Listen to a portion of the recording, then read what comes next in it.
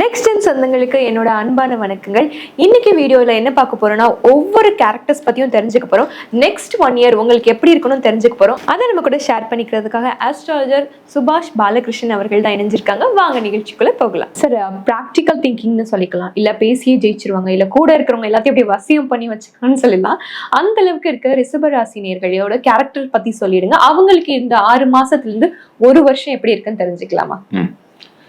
ரிஷபம் பொறுத்த வரைக்கும் ஒரு பெரிய குட் நியூஸ், பிரேக்கிங் நியூஸ் என்னன்னா, இப்போதைக்கு அவங்களுக்கு தான் டைம் நல்லா இருக்கு. ஓகே, பிரேக்கிங் நியூஸ்னு வேற சொல்லிட்டேன். ஆமா, தலைப்புச் செய்திகள். ஆனா ரிஷபத்துக்கு வந்து என்ன ஒரு ஸ்பெஷாலிட்டி அப்படின்னா, சந்திரன் அப்படின்னு சொல்லக்கூடிய மூன் அங்கதான் வந்து எக்ஸால்ட் ஆகிறாரு, உச்சம் அடைகிறாரு. அதனாலே ரிஷப ராசியில் இருக்கக்கூடிய ஆண்களாக இருக்கட்டும் பெண்களாக இருக்கட்டும் முக வசீகரம் அழகு வந்து நேச்சுரலி வந்துடும். நம்ம பாக்குறோம், கருப்பாதான் சில பேர் இருப்பாங்க, கலையா இருப்பாங்க. அதெல்லாம் ரிஷபம். ஏன்னா ரிஷபம் வந்து ஏதாவது ஒண்ணு யோசிச்சுட்டே இருக்குது. ஒரே விஷயத்த 250 டைமென்ஷன்ல யோசிக்கிறது. ஆனா முடிவு எடுக்காதது ரிஷபம். அடுத்தவங்களுக்கு ஒரு பிரச்சனை வந்துட்டா போறோம் ரிஷபத்துக்கு, இவங்களுக்கு தூக்கம் போயிடும். அவங்களுக்காக அவங்க ஓடிடுவாங்க. டெஃபினட்டா தியாக மனப்பான்மை கொண்ட ஒரு ராசி. மற்றவங்க பிரச்சனைய தான் முதுகுல போட்டு சுமக்கக்கூடிய ஒரு அமைப்பு அவங்களுக்கு இருக்கு. அதுக்கப்புறம் இன்னொரு ஸ்பெஷாலிட்டி என்னன்னா, வாலண்டரி, எல்லாருக்கும் உதவி செய்யக்கூடிய எல்லாம் இருக்கு. இவங்க துரதிருஷ்டவசமோ என்னவோ, இவங்க யாரு உதவி செஞ்சாலுமே அவங்க இவங்கள வச்சு செஞ்சிருவாங்க. ஸோ அந்த அமைப்பெல்லாம் ரிஷபத்துக்கு இருக்கு. குடும்ப பாரத்தை சுமக்கக்கூடிய முதல் அண்ணன். அதே மாதிரி ஒரு லேடி இருப்பாங்க, அவங்களுக்கு அடுத்தது 5 பசங்க இருப்பாங்க. அந்த வீட்டில் முதிர் கண்ணியா இருந்து கல்யாணம் பண்ணிக்கக்கூடிய அந்த லேடி, அது ரிஷபம். ரிஷபத்துல பல விஷயங்கள் நம்ம யோசிச்சுட்டே வரணும். என்னன்னா, உழைப்புக்கு உதாரணம் ரிஷபம். நல்ல உழைக்கிறது, இது பண்றது. அதே மாதிரி கலைத்துறை மேல ரொம்ப ஆர்வம் இருக்கும். அதாவது ஒரு லைம் லைட்னு சொல்லுவோம், அதுல இருக்கிறதுக்கே நினைப்பாங்க.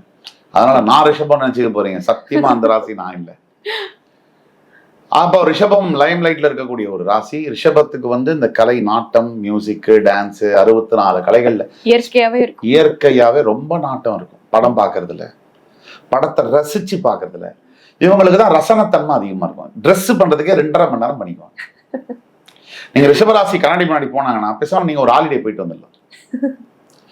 அந்த ஃபவுண்டேஷன், அந்த கிரீம் எல்லாம் போட்டு இவங்க 56வது கிரீமுக்கு வரதுக்குள்ளேயே ஹஸ்பண்ட் தூங்கிடுவாரு. இதெல்லாம் ரிஷபம்.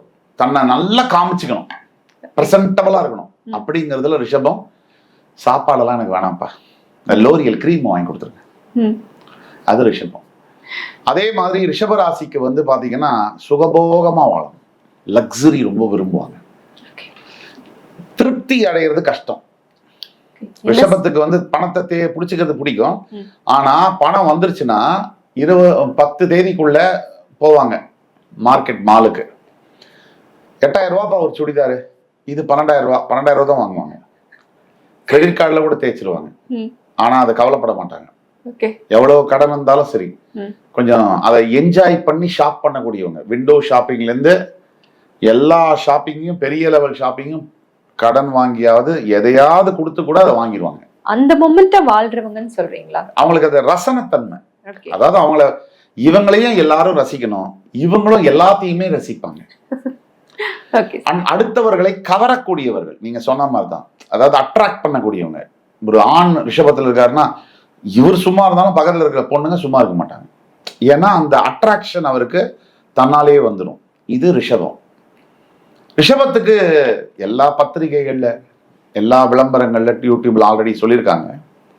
கொஞ்சம் வித்தியாசமா நம்ம சொல்லணும் அப்படின்னா, இப்போ ஃபினான்ஸ் அப்படின்ற ஒரு டாபிக் எடுத்தோம்னா ரிஷபத்துக்கு வந்து ஃபுல்ஃபில் ஆயிரும். அதாவது எல்லா லோன்ஸ் எல்லாம் முடிச்சு அபண்டன்ட் மணி, அபரிவிதமான பணம் சேரக்கூடிய ஒரு காலகட்டம்.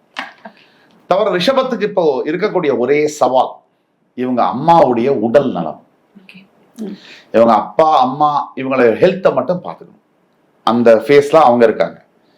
அப்பா அம்மா கிட்ட நீங்க ஏதாவது பேசணுமா, அப்பா அம்மா கூட ஏதாவது சாப்பிடணுமா, அவங்களை கூடயே கூட்டி இந்த ஆசையெல்லாம் நிறைவேற்றிங்க.